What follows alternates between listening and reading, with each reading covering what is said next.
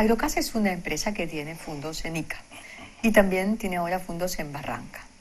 Una de las cosas que llamó la atención de los ingenieros, los dueños, fue la alucinante variedad de aves que viven en estos lares. Son aves del desierto y hubo, o realizó la empresa Agrocasa, un concurso entre profesionales especializados en ecología, en biología, en zoología, para que se pudiera identificar cada una de estas especies y para poderlas compartir con el resto del Perú. El resultado es este libro maravilloso que se llama Aves del Desierto de la costa central, de la costa central del Perú, en Ica y Barranca. Entonces, nosotros hemos invitado esta noche al biólogo Víctor Pulido. Nos gustan especialmente las aves y el desierto. ¿Cómo no? Bienvenido, señor Pulido. Gracias por estar aquí. Muchísimas gracias, muy amable por su invitación. Estas aves son maravillosas, de todos los colores, de todos los tipos, pero hay unos búhos que tienen unas caras excepcionales. Sí.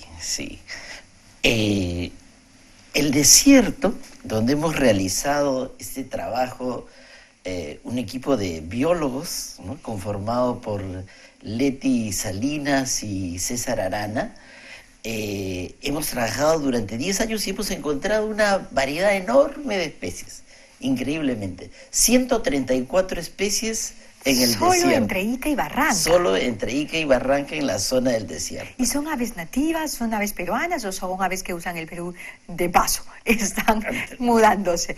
Tenemos de todas las formas.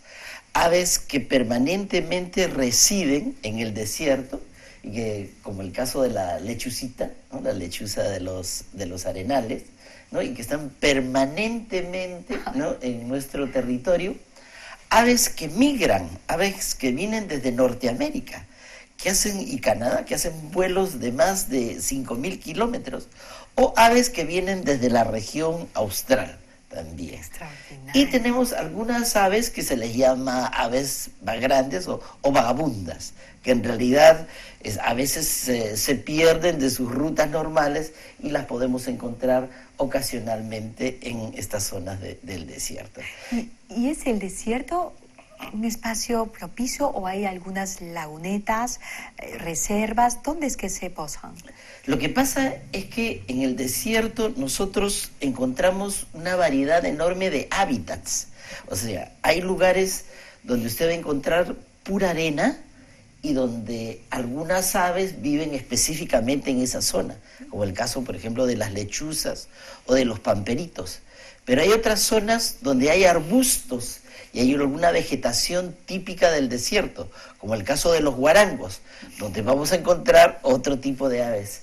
Y hay otras aves que están en las zonas de los espárragos, de las uvas, de las paltas, que son los cultivos de Agrocasa, y donde ellas desempeñan también allí un papel muy importante. ¿Se picotean los frutos o más bien se comen a los bichos que malogran los frutos? Es que es increíble que la naturaleza es muy sabia. Usted va a encontrar de todos los tipos también. Va a encontrar pequeñas avecitas que se van a alimentar de algunos insectos que pudieran ocasionar daño a alguno de los productos.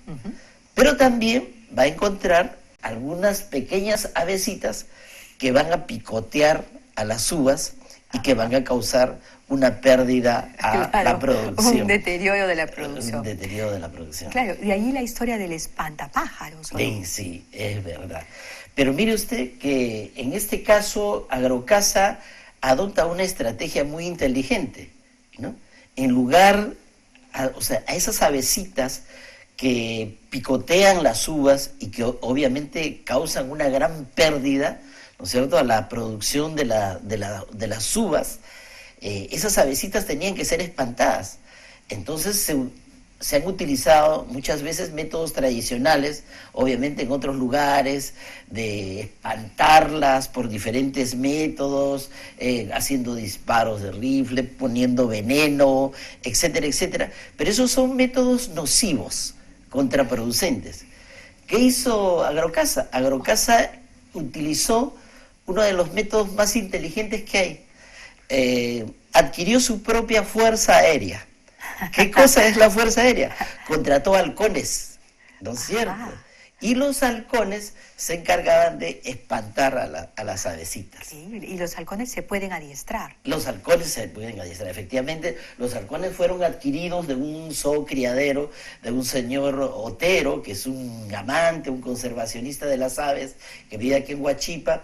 Él proporcionó los halcones, y estos halcones pues cuentan con todos los requisitos, con los permisos del ministerio, permisos internacionales, todos sus certificados de sanidad, etcétera, etcétera, y con ellos se logró combatir estas pequeñas avecitas. Halcones que trabajan como guachimanes. Es una verdadera fuerza aérea disuasiva, ¿no? Pero para llegar a eso, previamente nosotros tuvimos también que hacer un estudio de investigación, porque lo primero que tuvimos que hacer es identificar quiénes eran los pajaritos que iban y picoteaban las uvas, ¿no es cierto? En primer lugar. Entre la diversidad de la zona, detectar efectivamente, ¿no? Al culpable. Al culpable. ¿Y quiénes son? ¿Cómo se eran llaman? Varios culpables, no eran uno solo, eran varios culpables de unas pequeñas avecitas, pequeños gorrioncitos que picaban a las uvas. Primero las identificamos. Segundo, tuvimos que identificar también cuál era la hora de mayor actividad, porque no es que están todos los días picoteando. Claro. Entonces empezamos a determinar cuáles eran las horas más importantes que ellos picoteaban, y entonces luego y después empezamos también a contar cuáles eran las especies que en mayor cantidad atacaban a estas especies. Entonces, con toda esa información voluminosa que fue procesada, esa información la pusimos a disposición del directorio de Agrocasa, y es así cuando se toma la decisión de comprar los halcones, y efectivamente ese fue un método disuasivo, pero es un método sano, ¿no? Y es un método que respeta a toda la conservación de las especies dentro de los fondos. Por supuesto, sí. Se impone naturalmente. Se impone naturalmente. Y a partir de los estudios que ustedes han realizado, me comentaba antes de comenzar la entrevista que en realidad esta es la segunda publicación que se extiende al desierto completo de esta zona sur, sí, chica del Perú, que es entre Ica y Barranca. A partir de allí, ¿se han podido establecer algunas lagunas, algún reservorio donde se puedan avistar estas aves maravillosas, donde los aficionados, los niños, los jóvenes pudieran conocerlas y verlas y además admirarlas? Sí, eso es verdad. Lo que mucha gente no conoce en realidad, y esto es un enorme valor que constituye parte del patrimonio biológico de nuestro país, es que nosotros con Colombia tenemos el mayor número de especies de aves en el mundo. ¿En el mundo? En el mundo. Nosotros tenemos 1.830 especies de aves. Somos un país riquísimo, que deberíamos ser conocidos en el mundo también, al igual que nuestra gastronomía, que es tan famosa, ¿no es cierto? En ese nivel están las aves, por la enorme variedad de aves que tenemos. Y entonces, lo que hay que hacer efectivamente es fomentar esas prácticas, ¿no? Esas prácticas de educación ambiental.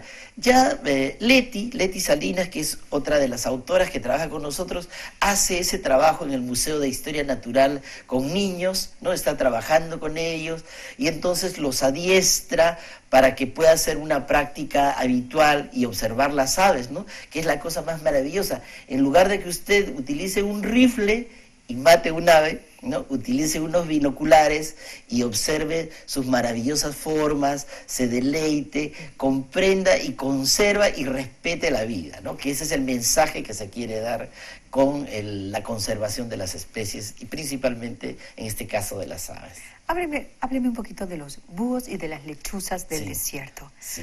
Porque algunas personas las encuentran o les dan un poco de miedo a las lechuzas. Las lechuzas me parecen sumamente simpáticas Sí. y muy divertidas, pero en fin, para gustos y colores no han escrito los autores. Es verdad. ¿Cuántas especies de lechuzas y de búhos tiene nuestro desierto?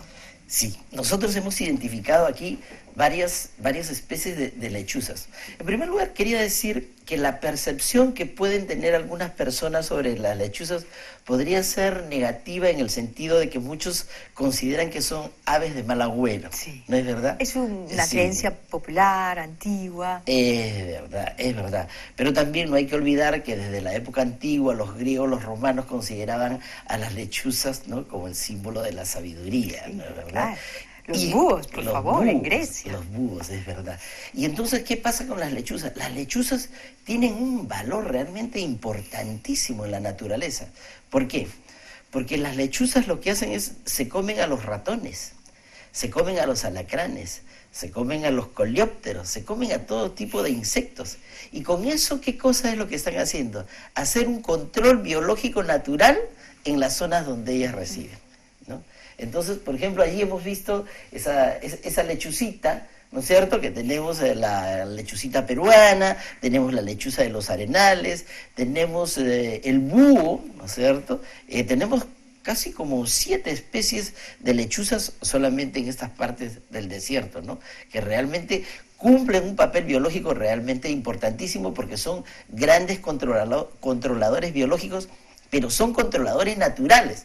Usted no necesita aplicar insecticidas ni otro tipo de elementos para controlar esas poblaciones, sino simplemente basta con la presencia de lechuzas.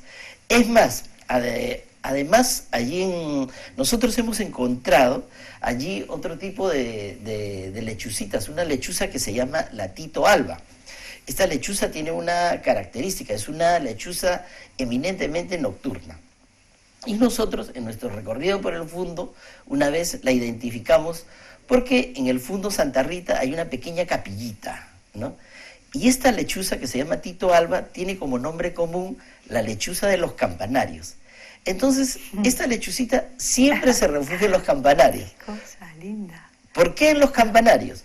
Porque muy poca gente llega a los campanarios. Entonces, en ese lugar, estas lechuzas tienen tranquilidad. Entonces, ¿cómo identificamos nosotros la lechuza de día si no la vemos? ¿No es cierto? Las lechuzas tienen una característica. Ellas arrojan un regúrgito. ¿Qué cosa es un regúrgito?